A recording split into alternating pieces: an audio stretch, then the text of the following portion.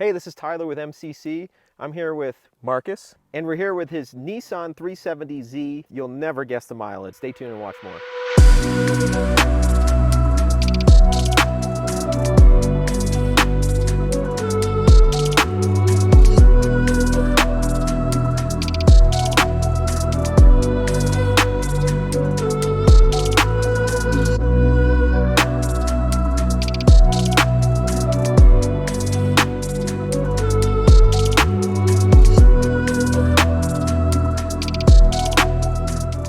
You said this is there's no miles on this car. I'm not gonna look. What year is it?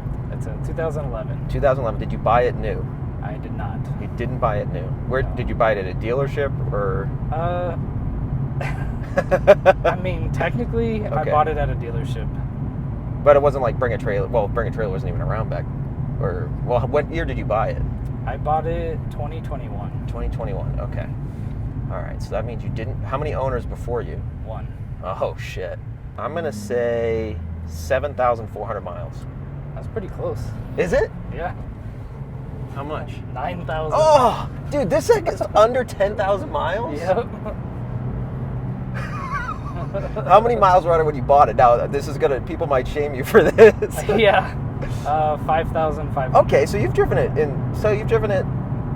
a little over 1,000 miles a year. Yeah. And you have a daily, this, and the Evo, so that's pretty good that's not bad. Yeah. Nobody's gonna give you a hard time about that. Yeah, I mean, I felt bad because, you know, like, I don't know if anybody's bought, like, low mileage cars, but it's really hard to drive it and feel okay because it's like the mileage goes up so fast. Fast. I don't know what that's like, but when I was buying an S2000, I was worried about that. Yeah. And I would think I'd worry about that about any car, because with that car, you know, any car with higher mileage, you don't care if you get a ding or if you drive it and enjoy it. But man, these low mile cars. So do you have a tough time driving it a lot, or? I have struggled with it. Yeah, like I've let it sit for a long time. Maybe drive it like once a month, if that. That's still good though. Like, at least you're getting. Do you just have this internal struggle between drive your cars and? Yeah. This is such low mileage. Yeah, the mileage is so low that I'm like, man, I don't want to raise the mileage. Yeah. But hey, when I bought the car, I told myself I'm gonna drive it. Like, that's what the car is for. Right. It was basically sitting, doing nothing. So. Well, yeah. I mean, 5,000 miles in 10 years. Yeah. That's less. That's about 5. That's a really small amount of miles per year. Yeah, so that was the intention, was to buy it so I can drive it. It started out, you know how you tell yourself all these things when you buy cars? Yeah. So it started out, okay, I'll sell my daily, I'll daily this. I can get decent snow tires. Like, sure. Yeah. It's safe, you know. Yeah. I knew it'll last forever. Well, that didn't happen. I bought it and stored it and kept my daily for a little bit. Why did you buy one of these? Like, did you want one for a long time, or? Yeah, so, I mean, I grew up a lot with, like, Fast and the Furious, video games, so heavily influenced by the tuner car scene especially. So I've always been interested in these cars.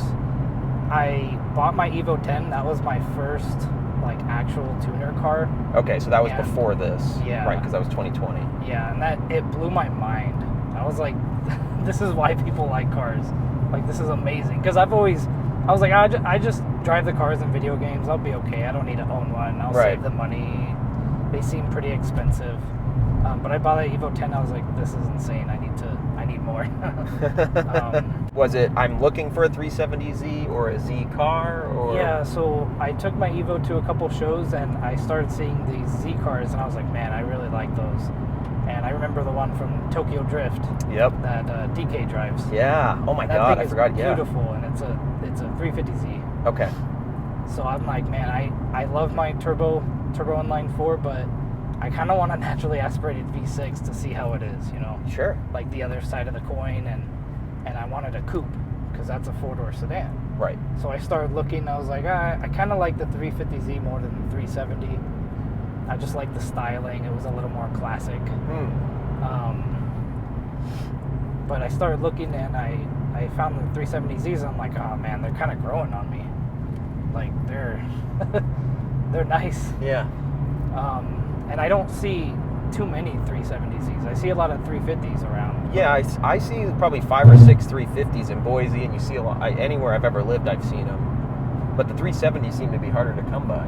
Yeah, and looking into it, they're a little bit shorter on the lengthwise. Okay. And then they have a wider track. So wider. Interesting. They're a little bit wider and a little bit lower than the 350. Okay. So looking into that, I was like, all right, I really like wide fender cars, Mm-hmm. not wide body. Right. There's a difference, but like stock body, Yeah. just super wide. You could fit because this stock, I guess these have upgraded wheels on them, but they're 10 width in the back. Are they really? Yeah. Damn. So they're pretty beefy. Yeah. I mean, you can probably just match most of the specs if I go aftermarket with these and Mm-hmm. be okay. Well, they have such a nice squat to them too. Like, Yeah. you can tell they just have such a great look. Yeah. All the way around, I've always loved these. Yeah, I really like the rounded, kind of modern design, Mm-hmm. but it also has that mid-2000s Yes. tuner car look, Yep. and I love that, man. Totally. It's amazing. All right, so you originally wanted a 350, then you started to notice the 370s, and then was it, okay, now I'm going to go find one? Yeah, I still kept my mind open. I was like, maybe I'll come across a 350, but I think I'm set on a 370. And I was looking around, and this dealership actually next to my work had this car Cool. inside. And I was like, dang. So I got to see it in person. I'm like, this thing is immaculate, and it's beautiful. Yeah. And I started talking to them, and they were asking a pretty high price, near MSRP. Oh my God. I think they knocked down maybe a few thousand, maybe 4,000 off of MSRP. Okay. But they're like, hey, the miles are super low, but it's brand new. I'm like, yeah, But still not brand new. yeah, And these don't garner that type of price typically, right? right. So I just kept talking to them, and I gave them an offer, and they were like, no, it's too low for us. I was like, okay, no problem, thanks for your time. Moved on. I kept the car in my mind, and of course, because it's right across the street Just from kept my checking work. to see if it was still there. Yep. I think it took 2 or 3 months, and I was like, hey, just checking in. I know you guys haven't sold this yet. It's kind of hard to get a loan on a 10-year-old car, even though the mileage is low. Right. The bank doesn't see it like that. They see Right. it as a 10-year-old car. Yep. And they're like, all right, you can't. We're gonna have a hard time. Either getting a loan or it's going to be a higher interest rate. Yeah. It's just a pain. Yeah. Yeah.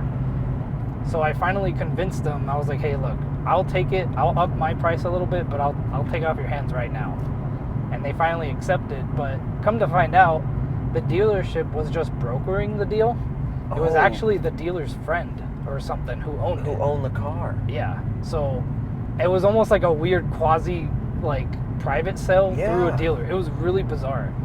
So when I gave them the final price, they were like, let me check with the guy who owns it. I was like, what? What do you way. mean? They're like, yeah, this is the owner's friend. So we're selling it for him. So we have to ask him if this price is okay. We can't If he just accepts sell it. that, yeah. Yeah. And I was like, all right, well, let's go. And he finally was like, okay. Put the down payment and took it home. That's awesome. Yeah, it took a little bit, but it was worth it. And now I have it, and now I'm scared to drive it. You were very patient waiting for it, so you're being patient driving it. Yeah, and then of course when you see these cars this what was it, an S2000 with 7,000 miles, Right. a month ago, sold for over 100,000. Yeah, the And CR, I'm like, that CR, yeah. if I don't touch it, this might be worth something. You have a point. These could go up in value. Yeah. They could. even if they go back towards an MSRP level, Yeah. you're in the green then. Yeah. And I have to struggle with that because I don't want to add miles, but that's Yeah. why I bought the car. I mean, the car is healthiest when it's being driven. Right. It's not healthy to just sit in a garage all Totally. day. Yep. So I have been making myself drive it more, drive it to work. And now I'm making you drive it. But this is okay though. I like to take it out on weekends. Yeah, no, this is a great. these things are just so cool, the look, and they didn't make the 350 and the 370 in the same time, right? It's like they went 350 to 370. Yep. Now, is it like some other cars where they made it a 370 because it's the liter size, or is Yep. it? Okay. Yep. So it's a 3.7 liter V6. Okay. Naturally aspirated. Yep. And then it's a 6-speed. Yep. 6-speed manual transmission. The 350 was a 3.5 liter, so it's a little more liters. Okay. A little more displacement. Noticeably different performance-wise, or do you think they're probably similar? On paper, this is slightly faster, but I haven't personally driven a 350Z. Okay. So I can't really tell how they compare. This car, because it's shorter, it's a little lighter. I think it's a little lighter, actually. I'm not positive. Okay. Than the 350, but the track width, it's made for agility. It's made for these turns up here. It's made for being quick, not fast. Right. So I love that, because with Japanese cars, you know, they race up there around Mount Fuji and all of the highway battles, you know, all the shows, all the animes, everything. So you like slow cars that drive fast. Yeah. That's how we like that on this channel. Yeah. Quick cars. Quick cars. Not fast, not but quick. Right. Yes, quick. Yes. Yeah. But it probably still has a decent get up and go. And what's a red line at? 7,500. 7,500. That's pretty good. Yeah. These the engine's a VQ something or another HR, which stands for high revving. Okay. So it's I think it's Nissan's last naturally aspirated V6, I think. Okay. Because the whatever the new Z, they went with a twin turbo 3 liter. That's a 3 liter? Yeah. Oh my god, okay.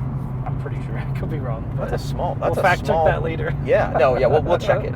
If it is, that's a small displacement for a twin turbo. Yeah. Well, I guess not. I mean, the freaking Corolla GR's like 1.8 liters and 3 cylinders. It's like 100 horsepower per cylinder. So yeah, the technology is just insane now.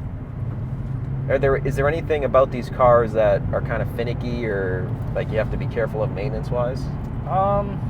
Maintenance-wise, I know they still have like oil consumption issues, and I think a year or two after this year, they fixed something called a gallery gasket.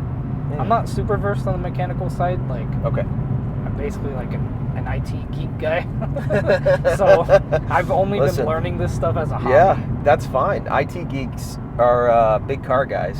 Yeah, that's what got me the ability to get into cars, because couldn't afford it otherwise. I mean, cars they're not cheap. Don't get into cars. Don't do it. It's so funny because by the time this comes out, there will be 2 Civic episodes out that I am releasing, and one of them's an 800 horsepower EK hatchback. And I asked him, like, what do you recommend to people, you know, that want to get into EKs or like Civics and high horsepower? And he's like, don't. And then Chris with the RX-7, I asked him with the FDRX-7, I asked him the same question, like, what do you say to people that want to get into FDs and, you know, start working on it? He's like, don't. It's a love-hate relationship, right, with cars. Well, I think people forget, like, when they get into cars, it's like, okay, you have to buy the car, but then you have to maintain it. Yep. Like, it's not gonna just live on its own. Like you said, the cars are meant to drive. Yeah. So you got to drive it. You got to maintain it, and it's a lot of cost to upkeep it and insurance and. Yeah, and maintenance is boring because nothing changes. This is true. Now, is this complete? I'm assuming this is probably pretty close to completely stock, if not completely stock. It's pretty close. Okay. It has still in Gen 3 intakes. Oh, okay. They're like long tube intakes, so they put the air filter up in front of the grill, or behind the grill, I mean. Okay. So we get cool air from there. It came with those on it. Okay. So the only thing I've personally done to this car was replace the clutch spring. Okay. It has a clutch helper spring. Mm-hmm. And I've driven manual cars since I started driving. So for some reason, I could not drive this car right. I was like, what is going on? Am I just like... Just sucking? Yeah. Do I just suck? Or maybe I drive old cars where the clutch is already worn out and that's what I'm used to? Yeah. But come to find out, it has this helper spring. And that helper spring puts opposite pressure when you let go of the clutch. So basically, it just numbs the entire clutch feel. Oh. And it's meant for like kind of like normal people where or not. I don't know about normal. Like but commuter style, maybe Yeah. like just to make it easier to drive in traffic and stuff. It makes it easier to drive, which is ironic because people who have driven manual for a long time hate it. Makes it Everybody harder. hates it. Like, it's a thing on these cars. Is it really? Yeah, it's out, and I found that out. I was like, no shit. Like, that makes sense. Like, no wonder I can't tell when to let go. I'm burning the clutch like I've never driven manual before. It was that bad, huh? It was bad. Dang, But- that's wild. Yeah, somebody on eBay makes like a replacement, and it's just like a less tension Okay. spring. So it just helps less. Yeah, It makes you feel the clutch more. Yep, and Okay. it's a world of difference. Like, and it was like $30 or something. It was the best thing I've ever done to this car so far. But yeah, everything else is stock. Yeah, well, I mean, why would you heavily modify the car Well, with how many low miles are? Unless that's something you think about. I mean, for me, it's tough not to think about modifying any car, Right, first of all. right. But that's one of the reasons why I don't drive it as much as I would hope, because I do like modified cars. yeah, your Evo's pretty souped up. Yeah, So, it's okay. so I would imagine it's tough to not want to just tinker with this one. Man, yeah, and so this is a pre-facelift model. Okay. They did the facelift for the 2013 year, I believe, where they added some LED like daytime running lights, and it looks a little more modern. Gotcha. And I like the older, like, this has like, it's almost like fangs in the bumper. They kind of look like bottom fangs, but I like this style a lot more. And they also did a facelift on the Nismo model.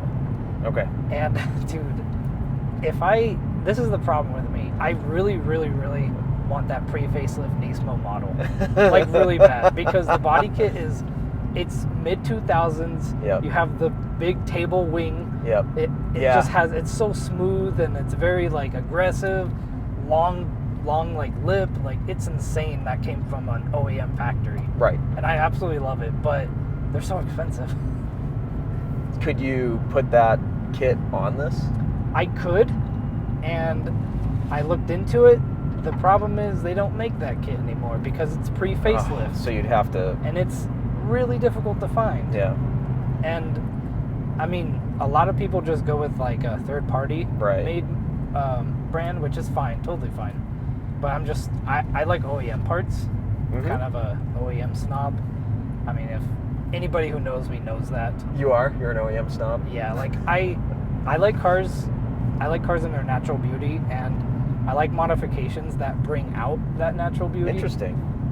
So you like OEM plus look, kind of? Yeah, Okay. yeah. Like that's 100% my favorite style. Nothing wrong with crazy builds. Like, those Right, are amazing yeah. too. Like, I appreciate everything and all the work that people put into cars.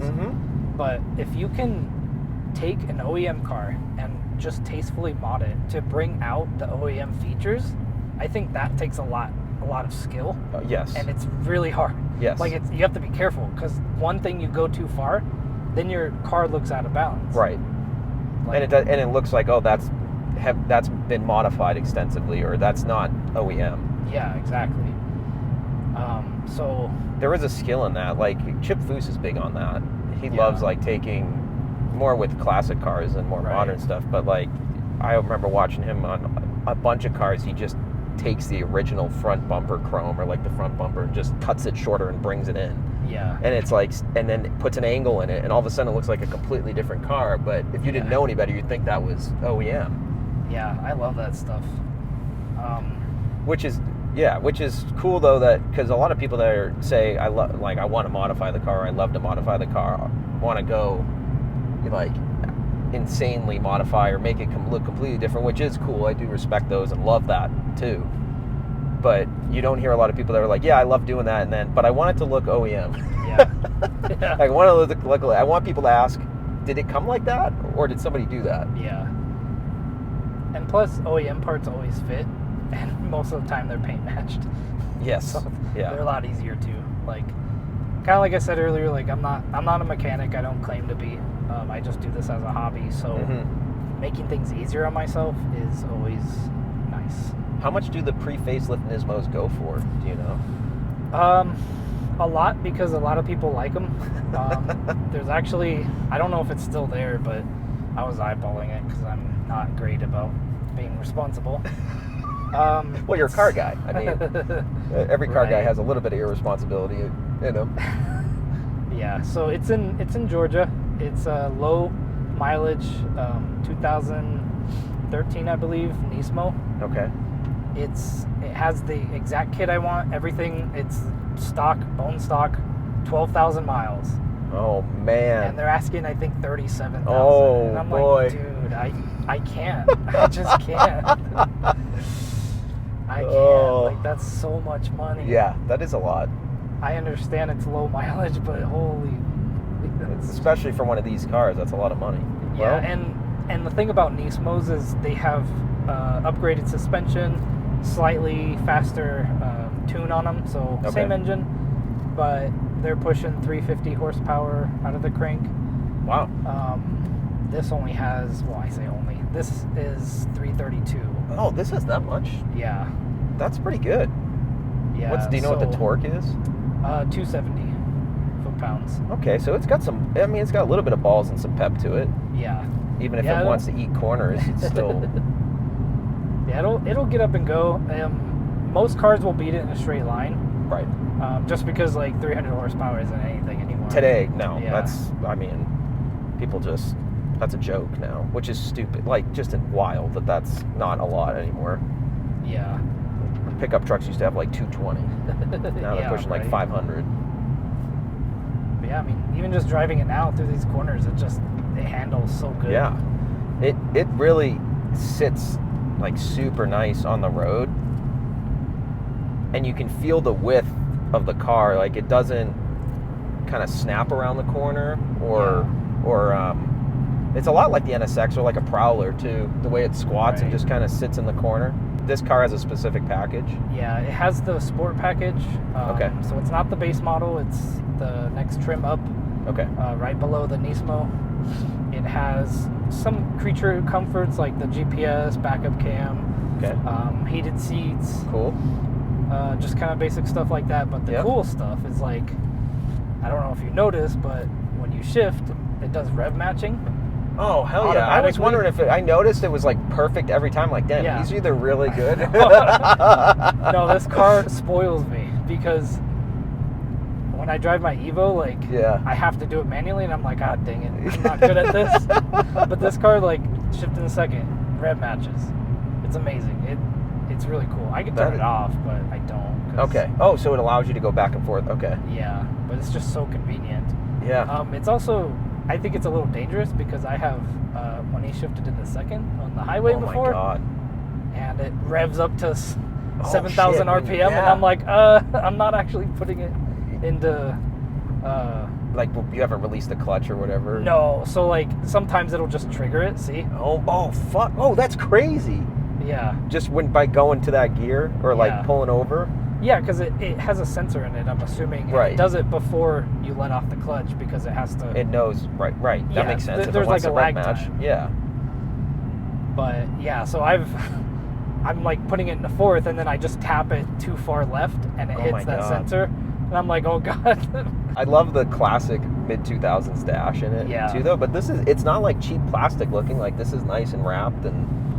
Yeah, I feel like they did a good job at minimal effort. Right.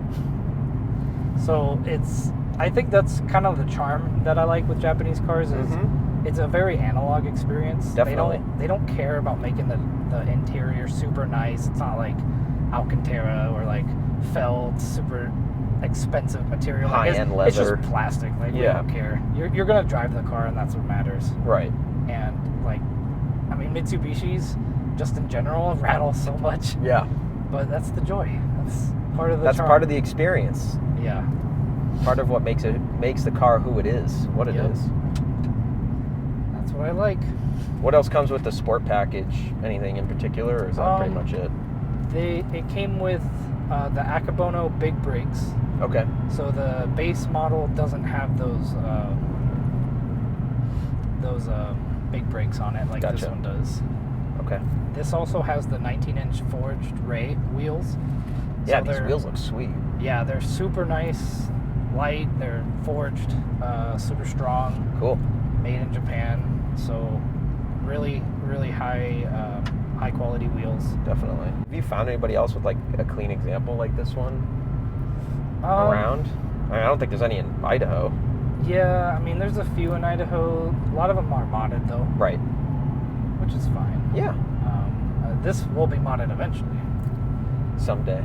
Yeah, that's another thing. It's like I don't want to get the Nismo because it already has high quality parts. Right. And there's nothing left for you to do at that point. Yeah, like it has a faster tune, better suspension, nice wheels. Mm-hmm. So it's like I'm gonna be switching all that out if I get it. Yeah. So why should I spend all that money? That's fair. That's a good point. Where did like your love of cars come from? Did you like just from video games? You mentioned video games and the Fast and Furious movies. Is that kind of where it kicked off? Yeah. So I'll probably age myself a little bit here. You're fine. I'm 31. How old are you? 31. Okay, see, there you go. You're not gonna age yourself at all. I talk about this all the time. This is the problem with Boise. Okay, the car scene. Everyone's 22 years old,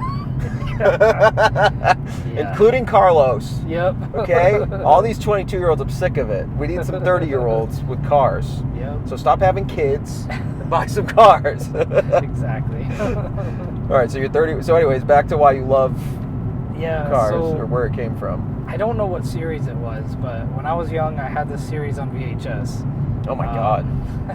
It was almost like How It's Made before How It's Made existed. Mm-hmm. And they had themes for each episode or each tape. One of them was cars, one was trains, one was planes. But I had all of them, and I watched those a lot. I probably would guess that's where my love of cars originated. Mm-hmm. And I grew up, my dad watched a lot of NASCAR, so there's just cars all around me. Yeah. And it seemed like it's always been around no matter where I went to. So I like to drive like a lot of motorcycles and go out in the sand dunes and stuff. Oh, cool. My family's took us a lot of places like that. So I've just always been around mechanics, and it was just kind of natural. But I got into video games. That's the part where the addiction comes in, right? Yeah, but it kind of diverged from there because then I got more into gaming, which led me into like building PCs. Right.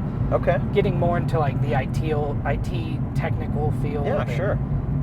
Things like that. So once I got into there, then I just became like a nerd, and I was like, I don't need to learn mechanics. I mean, I could change the oil. I could probably figure out changing the tire on a car or like changing out a flat. Right. So I was good to go.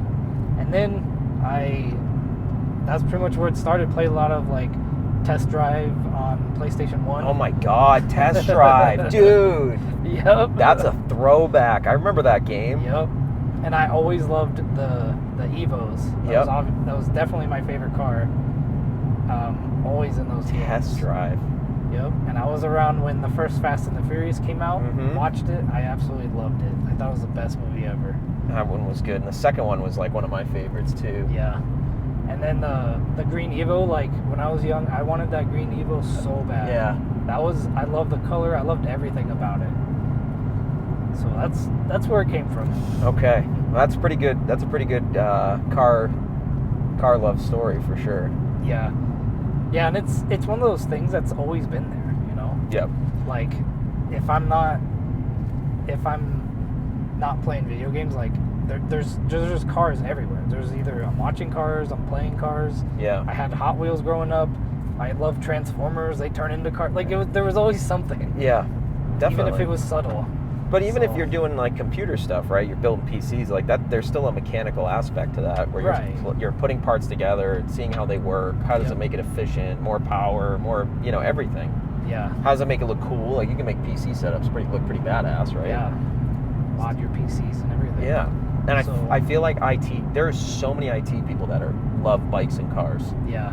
Because I think it translates like over that like appreciation for technology or mechanical aspects of things. Yeah. Hey, thanks for watching, guys. I hope you liked Marcus and his awesome 370Z.